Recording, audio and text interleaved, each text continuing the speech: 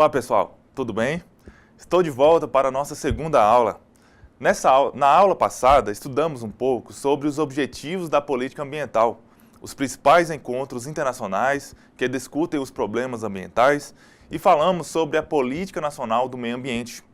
Hoje vamos aprofundar nos conceitos e terminologias do contexto da política ambiental e sua legislação. Para não perder nenhum ponto importante da nossa aula, peço que deixem papel e caneta à mão para anotar as dúvidas que possam surgir e depois vocês podem postar nos fóruns de discussão. Esperamos que ao final desta unidade vocês entendam os principais termos utilizados para descrever os assuntos relacionados ao meio ambiente e entendam por meio das definições o aspecto ambiental a que se relacionam. Para nós compreendermos o tema de forma mais concisa, vou apresentar vários conceitos e definições importantes que vão auxiliar na continuidade do entendimento da disciplina. Lembrando que não vou passar por todos aqueles conceitos do caderno didático, e sim pelos temas principais.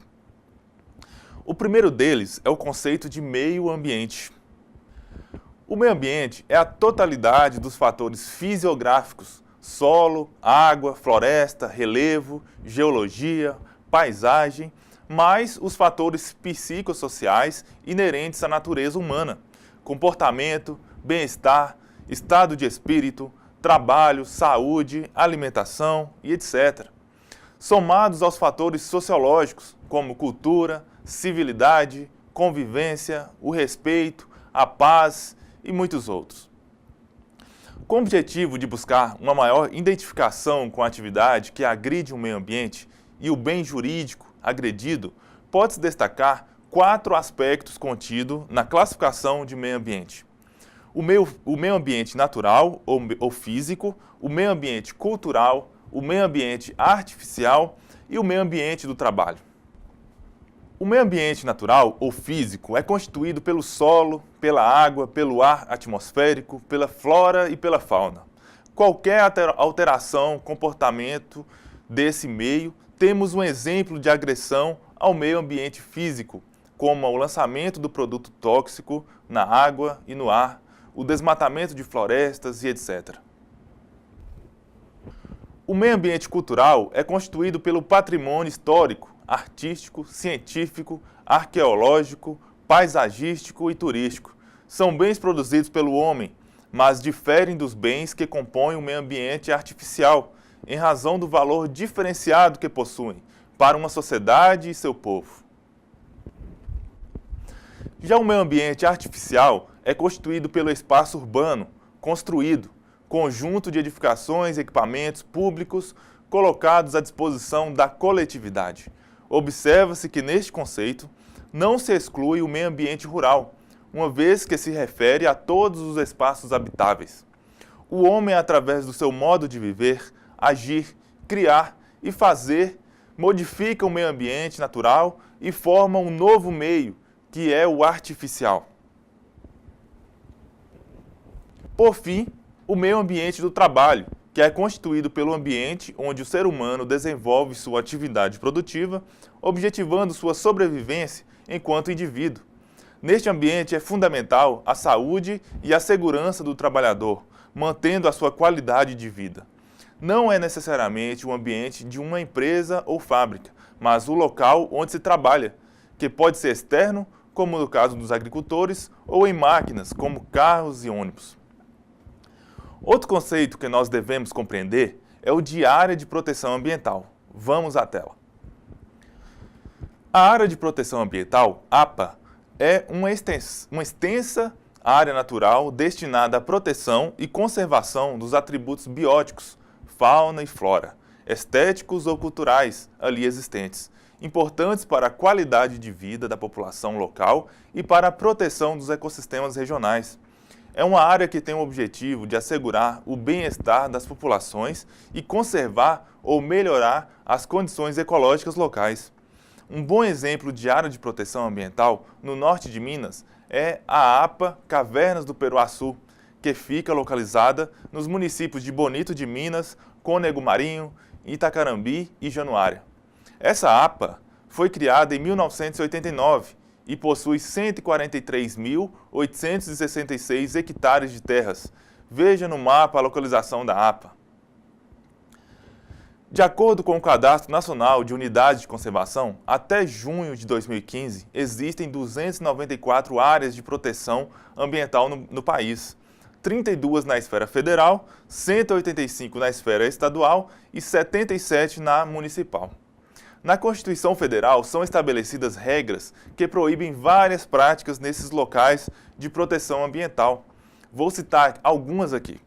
Primeiro, a implantação e funcionamento de indústrias potencialmente poluidoras, capazes de afetar mananciais. Segundo, a realização de obras de terraplanagem e abertura de canais, quando estas iniciativas importarem sensível alteração das condições ecológicas do local.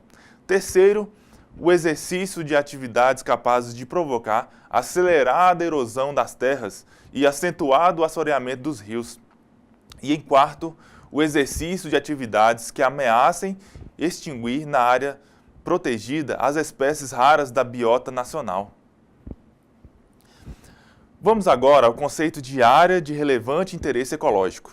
Essa área tem características extraordinárias e abriga exemplares raros da biota regional e exige cuidados especiais de proteção por parte do poder público. O poder público, federal, estadual ou municipal, declara a área de relevante interesse ecológico aquela que, além dos requisitos estipulados por lei, tiver extensão inferior a 5.000 hectares e pequena ou nenhuma ocupação humana. Sua proteção tem por finalidade manter os ecossistemas naturais de importância regional ou local e regular o uso admissível das mesmas. Temos também a área especial de interesse turístico, que são trechos do território, inclusive águas territoriais, instituídas por decreto do Poder Executivo, a ser preservado e valorizado no sentido cultural e natural, destinado a promover o desenvolvimento turístico e receber projetos de turismo. E biodiversidade, o que é?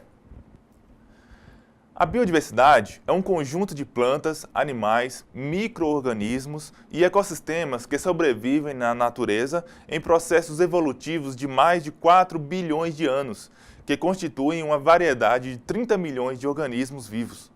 A preservação da vida animal e vegetal na Terra impõe a defesa da maior variedade possível de espécies animais e vegetais, pois com a devastação das matas, muitas espécies de plantas e animais estão sendo extintas, antes mesmo de virem a ser estudadas. É inútil preservar apenas as espécies ameaçadas de extinção, pois os animais, em sua diversidade, surgem em ecossistemas próprios e dependem deles para viver. Daí a necessidade de preservar também esses ecossistemas. Já a biota é um conjunto de seres animais e vegetais de uma região específica. Temos também o conceito de contabilidade ambiental, que é a avaliação matemática do custo do desgaste que o meio ambiente sofre em função do desenvolvimento econômico e que traduz em cifras o peso do meio ambiente no processo de crescimento de um país, custo ambiental. Até o presente, os cálculos convencionais do Produto Interno Bruto contabilizam apenas a produção do país em um ano, sem levar em conta os danos ambientais ocorridos como resultado. Nunca, até hoje, alguém pagou para usar o meio ambiente. Seja uma pessoa cujo carro polui a atmosfera, seja uma indústria que lança detritos em um rio, seja ainda um governo que constrói uma hidrelétrica, contabilizando os dólares gerados com a energia, sem subtrair o que se perdeu de madeira de florestas para realizar a obra. O controle ambiental é a ação pública, oficial ou privada, destinada a orientar, corrigir e fiscalizar atividades que afetam ou possam afetar o meio ambiente por meio da gestão ambiental. O crime ecológico é ação isolada ou atividade continuada oficial, por interesses comerciais e ou políticos de governos e por ações bélicas, ou privada de indivíduo ou instituição não governamental por qualquer motivo. que resulte em dano ao meio ambiente em variada escala de extensão, gravidade e duração. A cobrança pelo uso da água, prevista pela Lei de Recursos Hídricos, Lei Federal 9.433 de 97, parte do princípio de que a água é um bem econômico e seu uso deve ser racionalizado. Pode haver a cobrança de todos os usos sujeitos à outorga, como captação de água, lançamento de esgotos ou produção de energia. Pela lei, os valores arrecadados devem ser aplicados prioritariamente em obras, estudos e programas na própria área da bacia hidrográfica onde se fez a cobrança. E a conservação ambiental é o manejo dos recursos do ambiente, ar, água, solo, minerais e espécies vivas, incluindo o homem, de modo a assegurar a mais alta qualidade de vida humana com o menor impacto ambiental possível. Ou seja, busca compatibilizar os elementos e formas de ação sobre uma natureza, garantindo a sobrevivência e qualidade de vida de forma sustentável. Já o dano ambiental é qualquer ato ou atividade considerado lesivo ao meio ambiente, que sujeitarão os autores e ou responsáveis a sanções penais, independente de terem de reparar os danos causados. Hoje existe a Lei de Crimes Ambientais 9.605, de 1998. Agora vamos a um conceito tão importante quanto os outros, mas que merece um destaque maior na nossa disciplina, que é a definição de desenvolvimento sustentável. Desenvolvimento sustentável é o modelo desenvolvimentista baseado na obtenção de uma taxa mínima de crescimento combinada com a aplicação de estratégias para a proteção do meio ambiente. O desenvolvimento sustentado implica no emprego de tecnologias e processos produtivos eficientes e ambientalmente seguros e exige, principalmente nos países do terceiro mundo, consciência ecológica, decisão política, recursos financeiros e transferência de tecnologia. Trata-se de um modelo de desenvolvimento capaz de sustentar-se através do convívio harmônico do homem com o meio e com os recursos da biosfera. O desenvolvimento sustentável é o desenvolvimento capaz de suprir as necessidades da geração atual sem comprometer a capacidade de atender às necessidades das futuras gerações. É o desenvolvimento que não esgota os recursos para o futuro. Essa definição surgiu para discutir e propor meios de harmonizar dois objetivos: o desenvolvimento econômico e a conservação ambiental. Para esse desenvolvimento ser alcançado, é preciso planejar e reconhecer que os recursos naturais são finitos. Continuando as definições, vamos ao conceito de fauna, que é um conjunto de espécie animal de determinada região em um período. Habitat é o ecossistema que sustenta um determinado organismo. Impacto ambiental é qualquer modificação do meio ambiente, adversa ou benéfica, que resulte no todo ou em parte das atividades, produtos ou serviços de uma organização. Legislação ambiental são os regulamentos e as atividades complementares derivados das normas produzidas pelos poderes representativos, o executivo, o legislativo e o judiciário. Constituem a base para a determinação do contexto legal que permite a adequação, manejo do meio ambiente e a utilização criteriosa de seus recursos. Através dessas normas, é possível estabelecer os limites e a legitimidade das ações de proteção e de conservação ambiental e da avaliação dos impactos provocados pelas atividades humanas, aplicando-se os instrumentos destinados ao seu controle. Direito ambiental é o conjunto de normas e institutos jurídicos pertencentes a vários ramos do direito.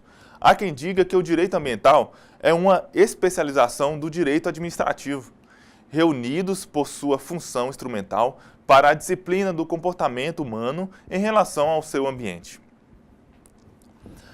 Para o conceito de ecossistemas, vamos à tela.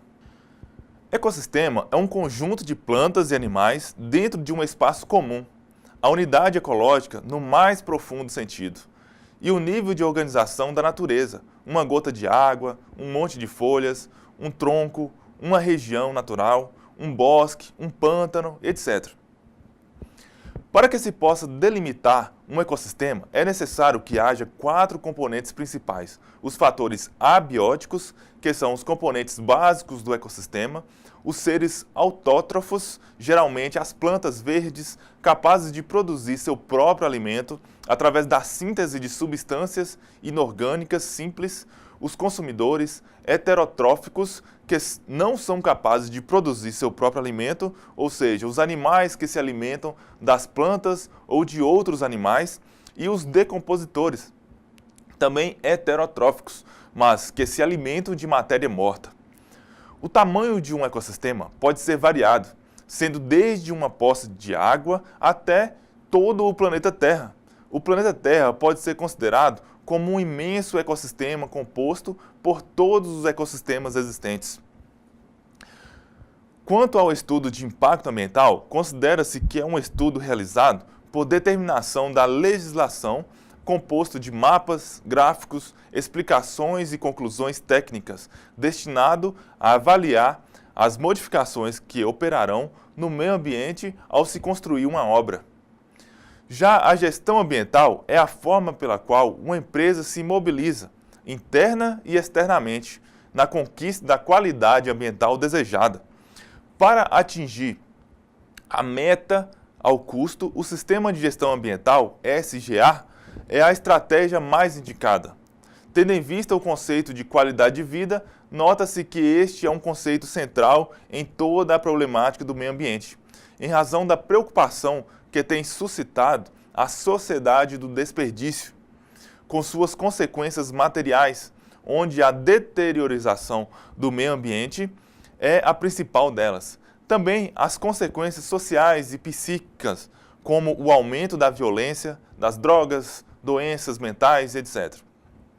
A qualidade de vida representa algo mais que um nível de vida privado mais elevado, exigindo a máxima disponibilidade da infraestrutura social pública para atuar em benefício do bem comum e manter o meio ambiente descontaminado. O recurso natural não renovável é qualquer dos recursos básicos naturais que compõem a natureza e que não se reproduzem e deixarão de existir se forem explorados à exaustão. Os exemplos são o petróleo, o carvão mineral, o gás natural, dentre outros. Já o recurso natural renovável é qualquer dos recursos básicos naturais que compõem a natureza e que poderão reproduzir-se, por exemplo, os animais e as plantas. Bom, pessoal, esses foram alguns conceitos e definições que achei importante de ser tratados aqui na disciplina. Agora vamos estudar sobre os objetivos e princípios da política ambiental brasileira, o que eles determinam e sua aplicabilidade. O objetivo da Política Nacional do Meio Ambiente é tornar efetivo o direito de todos ao meio ambiente ecologicamente equilibrado, algo estabelecido no artigo 225 da Constituição Federal. O meio ambiente ecologicamente equilibrado é constituído pela qualidade ambiental propícia à vida das presentes e das futuras gerações. No entendimento de Antônio Inagê de Assis Oliveira, 2005, o objetivo da Política Nacional do Meio Ambiente é viabilizar a compatibilização do desenvolvimento socioeconômico com a utilização racional dos recursos ambientais, fazendo com que a exploração do meio ambiente ocorra em condições propícias à vida e à qualidade de vida. A Política Nacional do Meio Ambiente possui objetivo geral e também objetivos específicos. O objetivo geral está previsto no artigo 2º da Lei nº 6.938/81 e visa a preservação, melhoria e recuperação da qualidade ambiental propícia à vida, visando assegurar no país condições ao desenvolvimento socioeconômico, aos interesses da segurança nacional e à proteção da dignidade da vida humana. Portanto, o objetivo geral da Política Nacional do Meio Ambiente está dividido em preservação, melhoramento e recuperação do meio ambiente. Preservar é procurar manter o estado natural dos recursos naturais, impedindo a intervenção dos seres humanos. Significa perenizar, perpetuar, deixar intocados os recursos ambientais. Melhorar é fazer com que a qualidade ambiental se torne progressiva, melhor por meio da intervenção humana, realizando o manejo adequado das espécies animais e vegetais e dos outros recursos ambientais. E é a atribuição ao meio ambiente de condições melhores do que ele apresenta. Recuperar é buscar o status quo antes de uma área degradada por meio da intervenção humana, a fim de fazer com que ela volte a ter as características ambientais de antes. A recuperação é o objetivo mais difícil, em alguns casos até impossível de ser alcançado, tendo em vista as características próprias do dano ambiental, sendo mais importante do que a punição de um degradador a imposição da recuperação do que foi degradado quando isso for possível. Quanto aos objetivos específicos, também são embasados na Lei nº 6.938/81, de forma bastante ampla no artigo 4º. Portanto, a Política Nacional do Meio Ambiente visará, vamos à tela. Primeiro, a compatibilização do desenvolvimento econômico, social, com a preservação da qualidade do meio ambiente e do equilíbrio ecológico, segundo a definição de áreas prioritárias de ação governamental e relativa à qualidade e ao equilíbrio ecológico, atendendo aos interesses da União, dos Estados, do Distrito Federal, dos territórios e dos municípios. Terceiro, ao estabelecimento de critérios e padrões de qualidade ambiental e de normas relativas ao uso e manejo de recursos ambientais.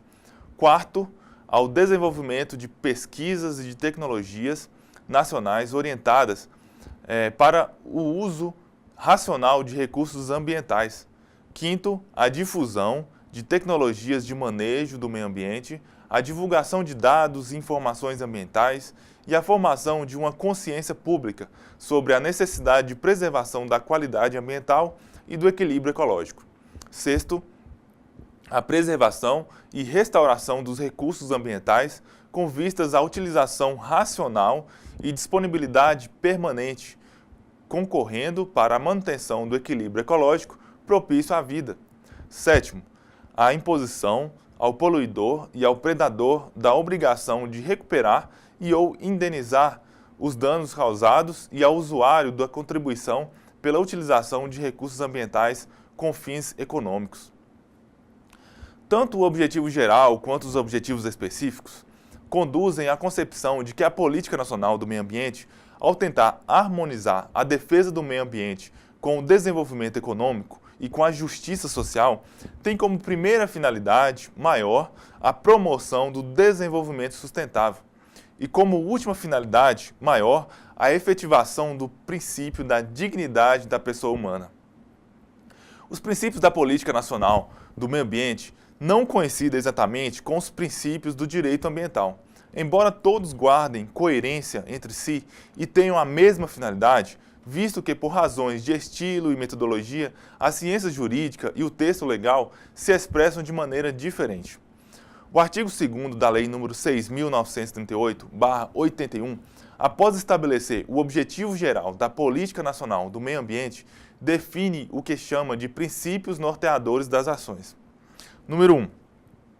Ação governamental na manutenção do equilíbrio ecológico, considerando o meio ambiente como um patrimônio público a ser necessariamente assegurado e protegido, tendo em vista o uso coletivo. Número 2. Racionalização do uso do solo, do subsolo, da água e do ar. Número 3. Planejamento e fiscalização do uso dos recursos ambientais. Número 4. Proteção dos ecossistemas com a preservação das áreas representativas. Número 5.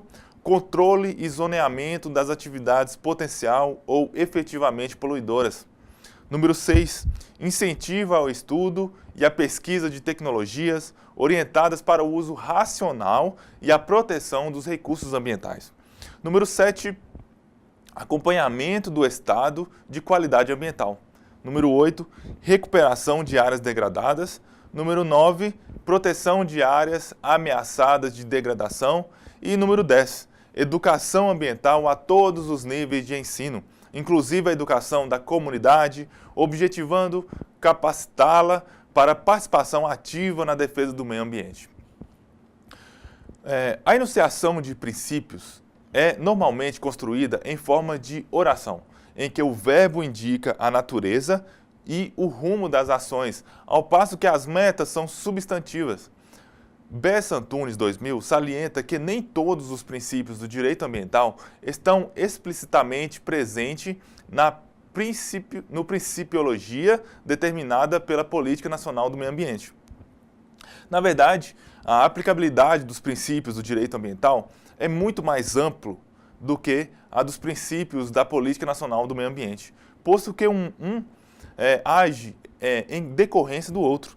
Tanto é que a redação da maioria dos incisos do artigo citado, mais do que princípios, sugere um elenco de ações que melhor condizem com as características de meta do que de princípios propriamente ditos. Dessa forma, a intenção desse estudo mais aprofundado sobre a legislação brasileira é proporcionar um conhecimento mais amplo dos instrumentos legais com os quais vocês poderão trabalhar futuramente. Esta foi a nossa aula de hoje. Eu espero que vocês tenham aprendido um pouco mais sobre os diversos conceitos e definições que envolvem a política nacional brasileira, bem como seus objetivos. Um abraço e até a próxima aula.